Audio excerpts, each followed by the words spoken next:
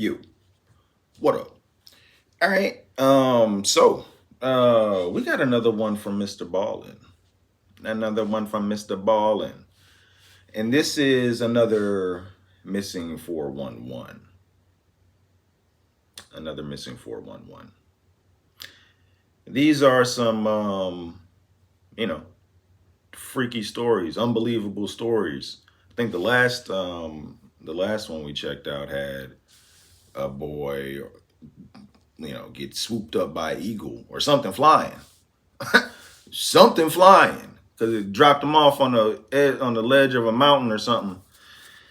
So I unbelievable stories. Unbelievable stories from MrBallen and David Paulides. So let's check out some more. Here we go. People are going missing all over North America under baffling circumstances. In some cases, people will be looking right at someone, they'll turn around and turn back and they're gone. Or you'll have instances where people will go missing and then turn up again in places that are basically impossible to get to. One man named David Paulides, who's a former police detective, when he learned about some of these strange cases and saw that no one was looking into it, he began to do the research and he spent tens of thousands of hours researching thousands of these cases. And nobody was looking into it. Bizarre. As I read through them, I'm taking note of the really strange cases and highlighting those on my YouTube channel. But before we get into today's Missing 411 stories, if you're a fan of the strange, dark, and mysterious delivered in story format, then you've come to the right place, because that's all I do, and I upload 3, 4, even 5 times every week. If that's of interest to you, then please offer the like button a Coke, but secretly swap it out with Pepsi. Also subscribe to this channel and turn on all notifications so you don't miss any of my weekly uploads. Alright, let's get into today's stories. I like Coke over Pepsi. I'll be pretty mad.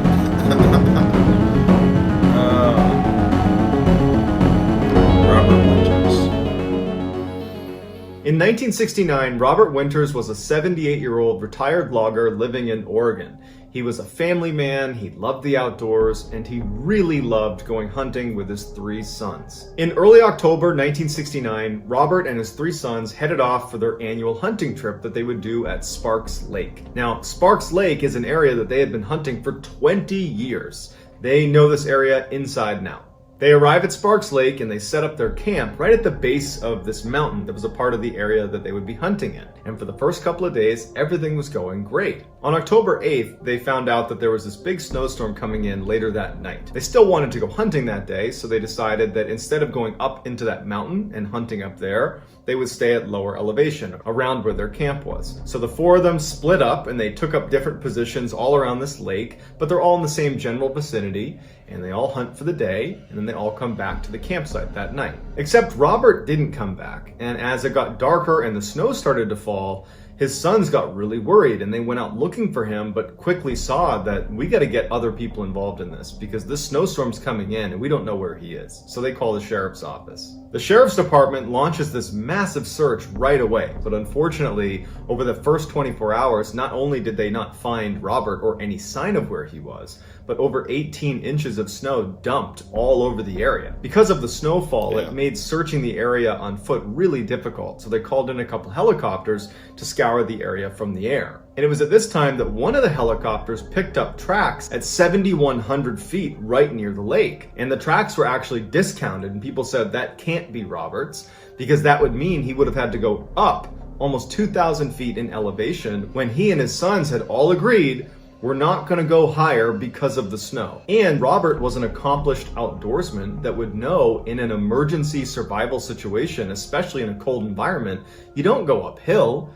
Temperatures drop as you go uphill. Risk of hypothermia increases, plus you're burning more energy trying to get up a mountain. So they said that cannot be Robert's tracks. 5 days after Robert went missing, no sign of him has been found, and the search was terminated. 9 months later, a doctor was on vacation in the same area near Sparks Lake, and he discovered next to a tree up around that area where those tracks had been found by the helicopter at 7,100 feet, he found lying against a tree a rifle, some clothes, a boot, a glove, and a pair of glasses. The doctor informed the sheriff's department, who came out and confirmed that these all belonged to Robert Winters, but oddly enough, There was no blood anywhere on the clothes. And there were no bone fragments or any remains anywhere in the area because they brought searchers out and combed that whole area. So there was no indication that Robert had actually even died. Even stranger was, it looked like the clothes had been removed on purpose. Everything was stacked neatly next to this tree. The only other new piece of evidence that we would ever find about him is a year later,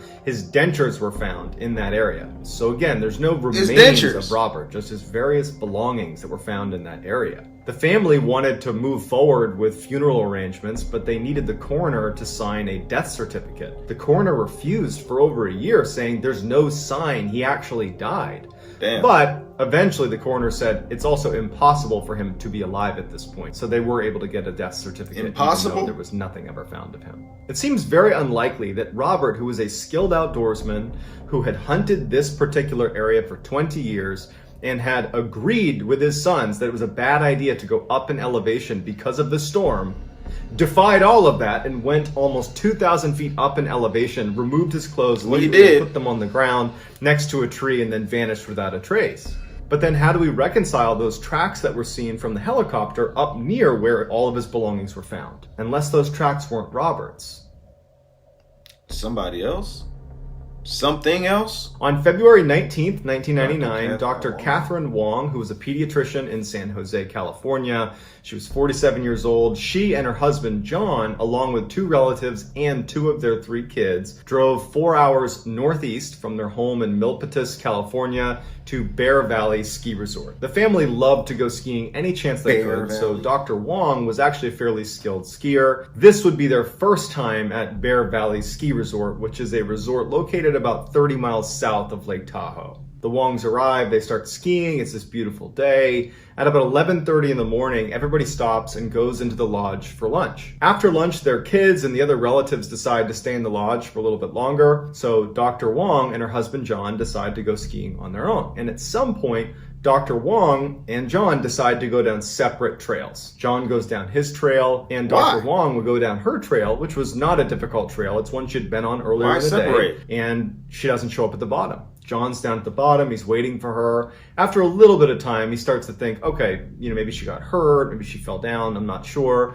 He starts making his way over and looking up the trail. He can't see anything. There's no indication that someone's been hurt. And he starts looking for another 20-30 minutes. Can't find her. Ski Patrol goes up, and they're looking for tracks coming off of the trail, a sign that maybe someone fell off and went into the woods. But there's no tracks anywhere of somebody leaving the trail. So the Ski Patrol gets in touch with the sheriff's office, who come out and launch an absolutely massive search. But by the end of the day, there was no sign of Dr. Wong, and even more strangely, they had searched all 75 trails on Bear Valley Ski Resort, and there was not one indication that someone had skied off of any of the trails or even walked off any of the trails. The search continued for another 2 days. No sign of Dr. Wong. They began reviewing all of the security footage, and any instance where she was on camera, there seemed to be nothing wrong. At the end of that second day, the weather got much worse. Temperatures dropped, and this huge snowstorm rolled in, and the folks in charge of the search decided it was too dangerous to continue. Plus, at this point, they believed that it was impossible for Dr. Wong to even still be alive. At this point, they told the family that they are considering Dr. Wong deceased,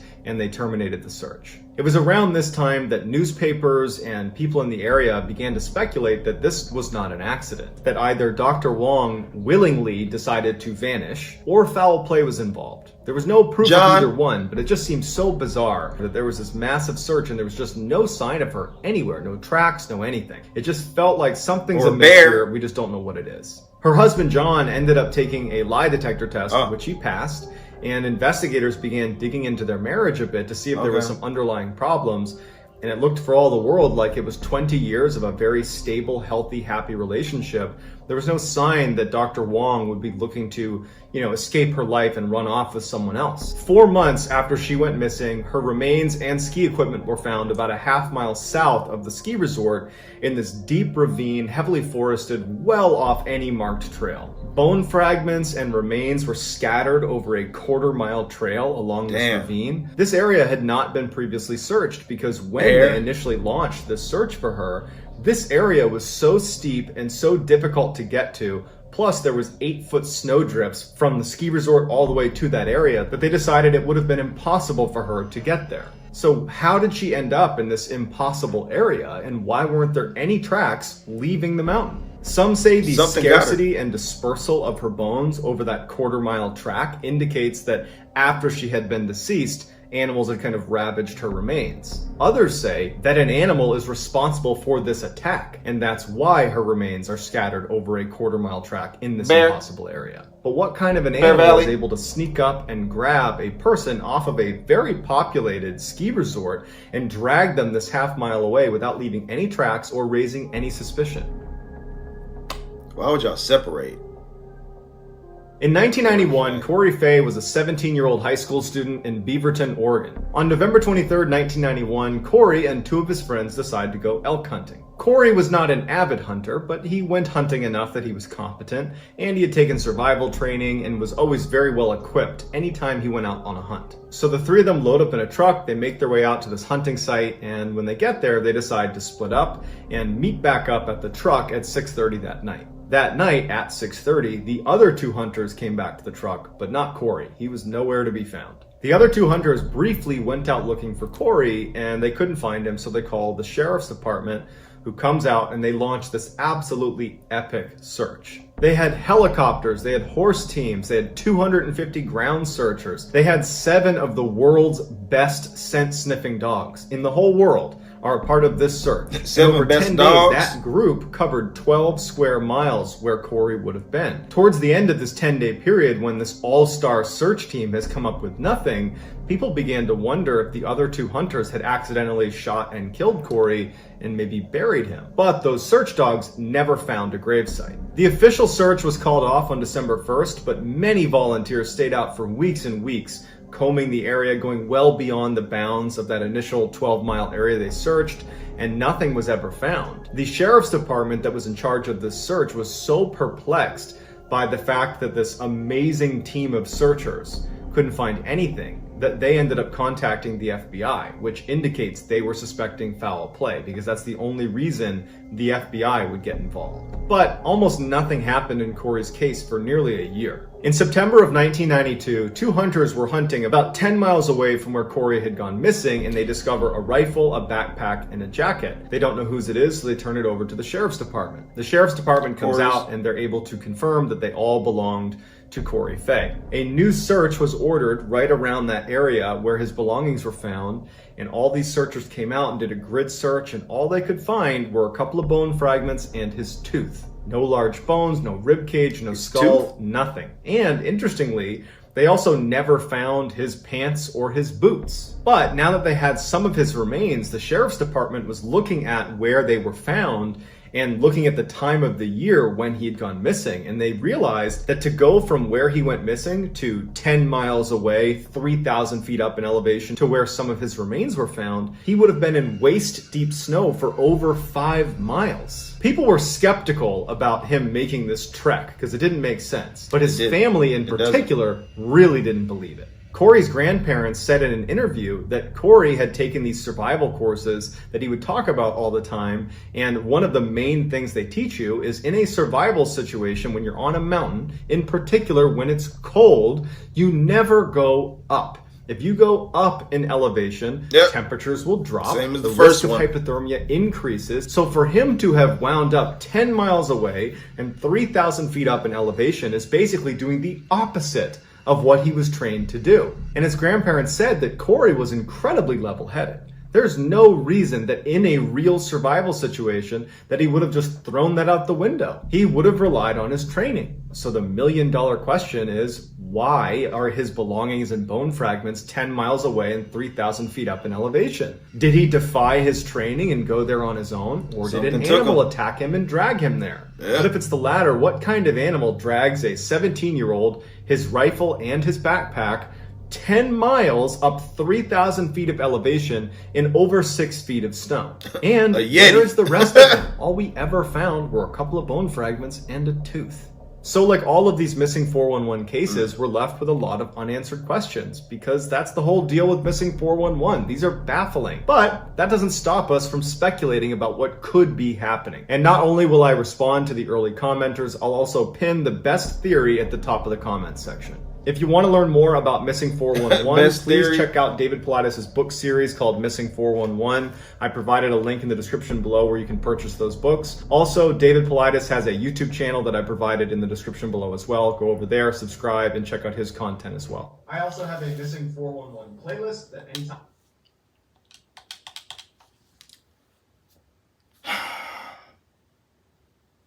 I mean, the best theory, I don't know how he would be able to go up a mountain through 5 miles of chest high snow by himself. Something would probably have to drag him up there, or carry him up there, or pieces of him up there. I mean, bear. I mean, is that bear territory? I don't know. Like grizzly, but the grizzlies don't be in the mountains like that, do they? I don't think grizzlies go up mountains and shit. Grizzlies don't live in mountains. So what would live in a mountain? A Yeti, a Bigfoot. I don't know.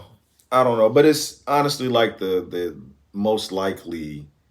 It's most likely that he got confused and wandered up a mountain. Like that's what it seems like. You know what I'm saying? Like he was confused. Maybe he was cold, hypothermia. You know what I'm saying? And he's just walking. He don't know where he's walking. He's just walking. You know, it don't matter how much survival skills you have. You know, once you reach a certain point, you know, that's probably what happened. You know, it's fun to think about Bigfoots and Yetis and stuff, and grizzly bears attacking him. You know what I'm saying? But he probably got lost, wandered off, got lost. You know, but they only found a tooth. How did you find the tooth? Like, where was it? Damn, man. So they whatever ate him. It was probably a lot of animals. You know, I don't know. I don't know. I don't know. I don't know what happened to Corey. Just like the second one, like y'all are skiing. You're the only, I guess they're the only two on the mountain or on the ski. They're the only two skiing at the time because they ain't find no other tracks. So y'all, it's only y'all two out there skiing, and you decide to separate. I don't understand that. I don't understand. You go that way, I go this way, and we'll meet at the bottom. What? No, I don't want to do that. Like, I'm not even like, but I'm not a skier, you know what I'm saying? So I don't be skiing like that. I'd be afraid of like falling into like a crevasse or something, or like like I'll be afraid of all kind of stuff, bears and all kind of stuff. And I just don't know how to ski. I'll be, so I'm not separating from anybody. I'm not skiing by myself at all. That just seems fishy from what's his name, John. That seems fishy from John. Like, why would you want to separate? And then there are no tracks. So you separate. Did he see her go down? Because there's no tracks of her going down that route at all. So something's off, John. Did she get snatched up right as you turned around? I don't know. But then he passed the lie detector test. He passed the lie detector test.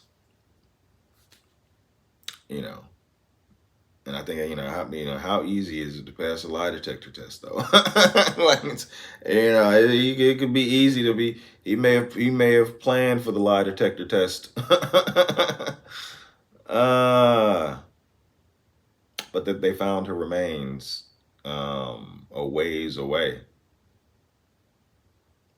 And it was probably animal or something that one's probably animal or something that snatched her up. I don't know how she would get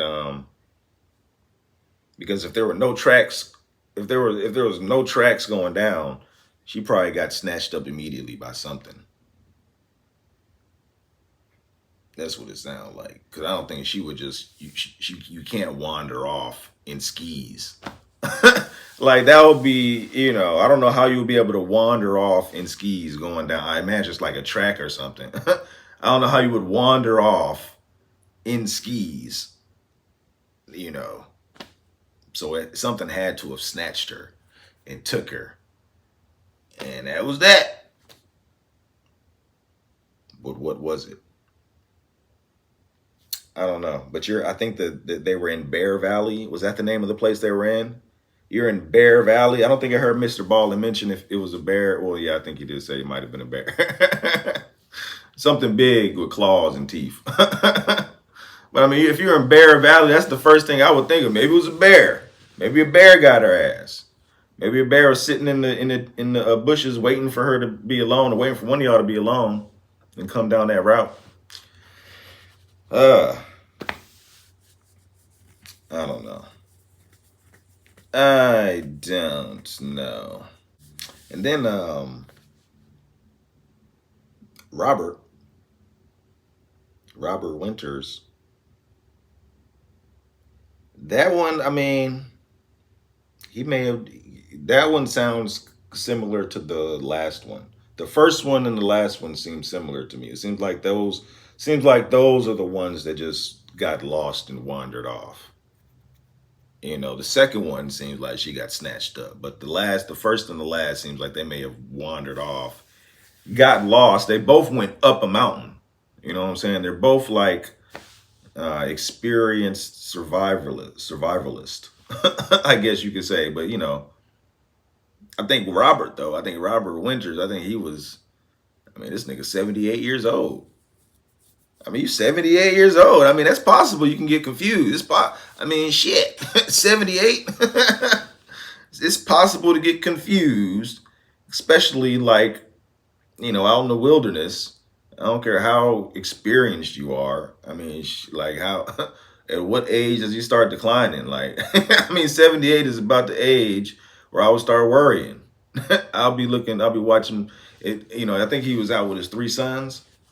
If I was one of the sons, I'd be watching him a little closer. At 78, it ain't like 68. 68's a little like, I mean, damn, 78. My goodness. So yeah, I think that when he wandered off, I mean, it sounds like he wandered off and wandered up a mountain,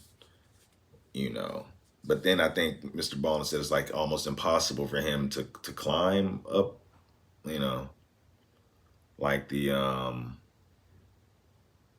it was too steep, or I don't know, or he was too far away. Something had to have brought him to where he was.